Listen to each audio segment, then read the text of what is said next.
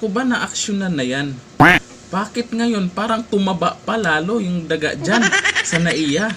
At yung mga pasahero, ayan, nagulat na sa isang flight dyan sa NAIA Terminal 3 matapos makakita ng daga na patakbo-takbo malapit sa isang boarding gate pasado hating gabi ng noong Martes na itong kahapon. Ngayon, ang nangyari dito ay wala bang budget para maaksyonan yung problema dyan? Nakaraan pa yan ah. Akala ko ba na-aksyonan na? Tapos sasabihin ng iba, wag palakihin ang issue. Kaya po may nag-iingay sa media, nag-iingay yung mga vlogger para gisingin yung mga namumuno dyan. Baka naman kasi hindi nila alam na marami na palang surot dyan, marami na palang daga dyan. Pero sa totoo lang, kung inaksyonan na nila, hindi yan basta-basta kaagad mawawala kung matagal nang naninirahan dyan yung mga daga. Kasi naman, imalay nyo, may bahay na yan dyan sa mga Kisame. Nakaraan sa Kisame lang natin nakikita yung daga na yan ha. Nag-viral din yun sa Kisame. Ngayon, bumaba na talaga. Andyan na po, nakikisabay na sa mga pasahero. Ano kayang dahilan? Bakit naglabasan yung mga daga dyan? Baka naman kasi yung bahay nila dyan sa mga sulok-sulok. Kasi yung daga na yan, malamang, unang-una, nasa Kisame yan. Namamahayan dyan. Tapos, kung anong gagawin ng mga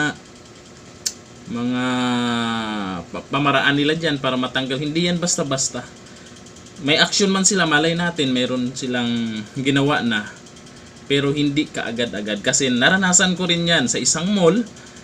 Noon naging maintenance tayo, daming mga ganyan, at inaksyonan naman kaagad at hinanapan ng paraan, pero hindi kaagad nawawala at nauubos. Kasi naman kung nandyan na, namamahay na, hindi kaagad mawawala.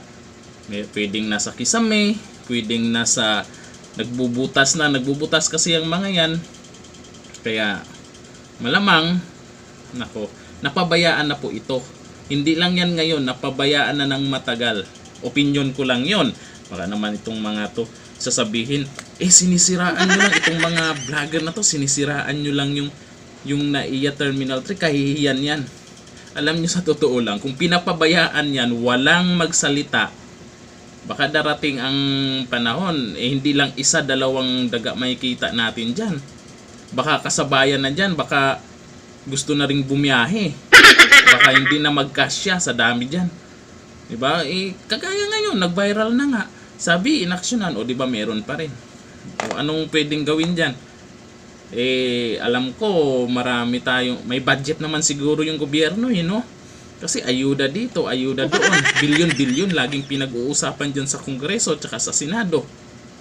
Dito, anong gagawin dito? Sa bagay, luma na po kasi ang NAIA yung building, kaya posible talaga na naninirahan na ng matagal yan dyan, dumadami na ng dumadami.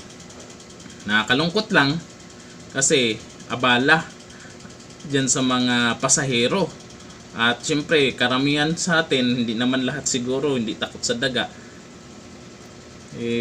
Yung mga takot kasi sa daga dyan, talagang, ewan ko lang kung ano yung pakiramdam nila dyan, na dyan sa NAIA. Syempre, yung iba dyan, takot umupo, baka may surot pa.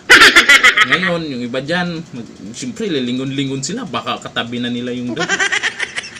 Ano kayang action gagawin nila dito? Panibagong video na naman, nag-viral, yung daga wala na sa Kisame. Kung hindi, andyan na, nagtakbo-takbo na, nakisabay na sa mga pasahero. Hanggang dito lang, thank you, bye bye.